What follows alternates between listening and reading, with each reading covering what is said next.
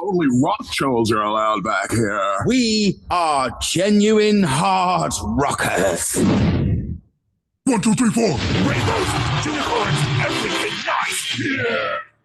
Brush your teeth. Cool.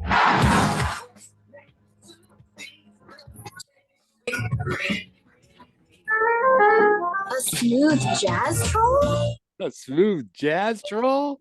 You recognize that? I do recognize that, yes. Finally. My early Alzheimer's hasn't hit that badly yet. Oh, you can't believe what I have to write down. I leave Post-its now to leave Post-its. Like I put a Post-it up, make sure you leave a Post-it. So smart. Oh, I've got the whole old age thing down. Do you leave a Post-it on Jano's forehead? Jano. I haven't yet, but I will. I do. She had an operation, and I can tell this story. You know, she's still on painkillers, which is like the world is obsessed now with painkillers. Like getting a painkiller from a pharmacy is not easy. We have a prescription and all that, but the times are like a big. She learned this in the hospital, like put the time of the next painkiller. So it's like, 2:30 in the afternoon and she's just staring, waiting. Yeah, it's a good thing I'm a nice guy. Otherwise I could come in like, here's what I want you to do for me. And I or it's only half today. I don't know where the other half I don't know. You break it in half. Anyway, I'm talking to Liz Tippet, author of Trolls. What is it called again? Trolls Band Together is the one that's Trolls Band Together. That's coming out. Yeah. Which is really exciting. You got 2 features made, but this one's going to be a big deal because NSYNC is involved, right? NSYNC is involved. New music from NSYNC, which has the millennials going crazy. People love NSYNC. I mean, they're really good. There's a reason people love them. But they've reunited a couple times since they broke up, but they've never done new music. And I think the new song's already out. The music is so good in all the movies. So yeah. No, there was just a lot of promotion. I just saw Justin Timberlake and the gang together, and yeah, I mean those guys, and he's unbelievable. Did you get to meet them? No, I've never met him. I have been like a foot from Justin Timberlake, like waiting for the producers to introduce you, and never did. You got to. And so, yeah. JT, excuse me. When I went to do press for it, that's all I talked about. I was like, and I still haven't met him. It's the #1 question people ask me, and I still haven't met him. I'm so glad the press didn't run with that, like in a derogatory way, like JT refuses to meet writers. Won't even look her in the eye. Doesn't know her name. Yeah.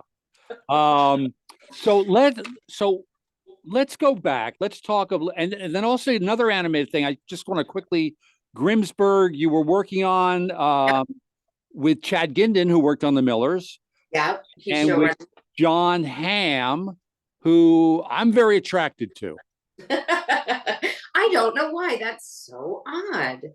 No, I think it's really funny. And did you get to meet him? So he lives in my neighborhood. I live on the poor side. He's over there on the rich side. See him all the time, and I still don't want to be like, "Hey, so like we've not talked." Doing the shoulder tap on him either. I know, but I should But yeah, I have not met him officially. We've talked on like a notes call. Right.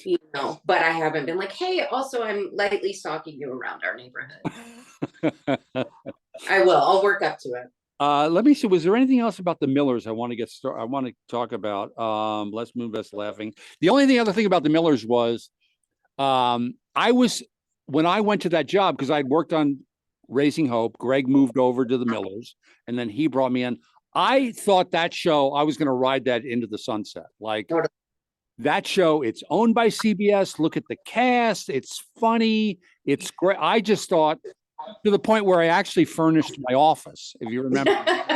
Yes. I remember. Yeah. And then when they canceled it, first of all, my son Doyle, who you know was a PA on the show, he started sobbing like he didn't I mean, and he left show business like this is what happens. Like, I love this. How can they cancel it? I love the working year and all.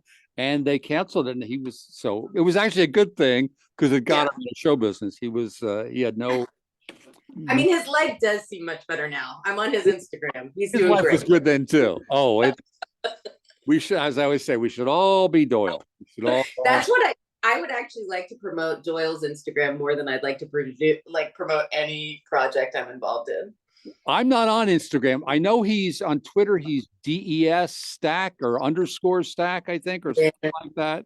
Maybe he's like D-Town or something on there. I don't know. But if you want just like the best, you're following the best wedding guest all across the universe. There isn't a weekend where he's not at a wedding. No. Like, it's not Wedding Crashers.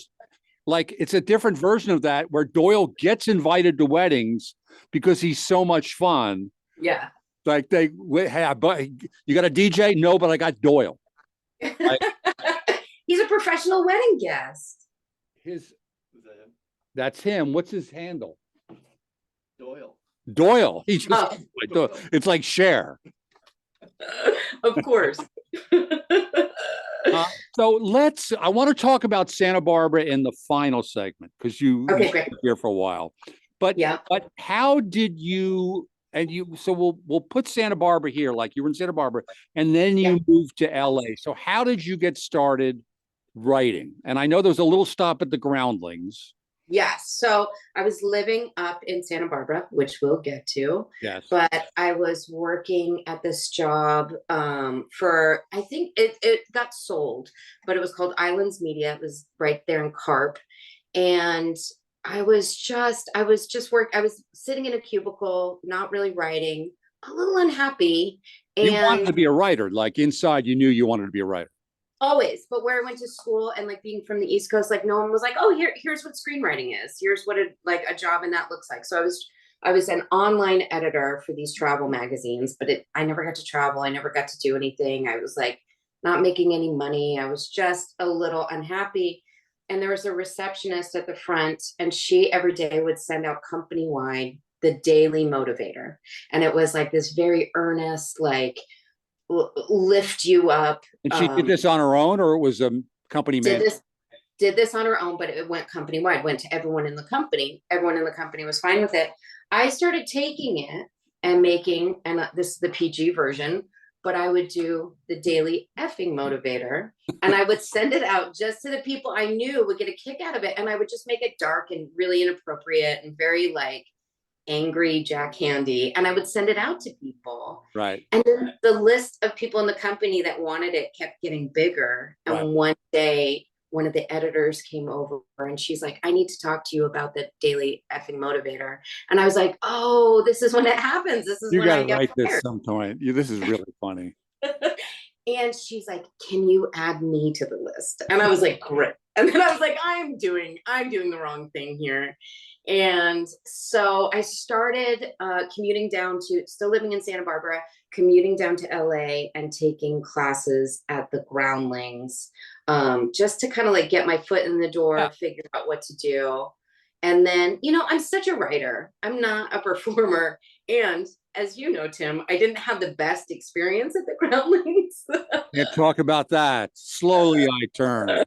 Don't mention her name. Well, I know. I'll bet you were good.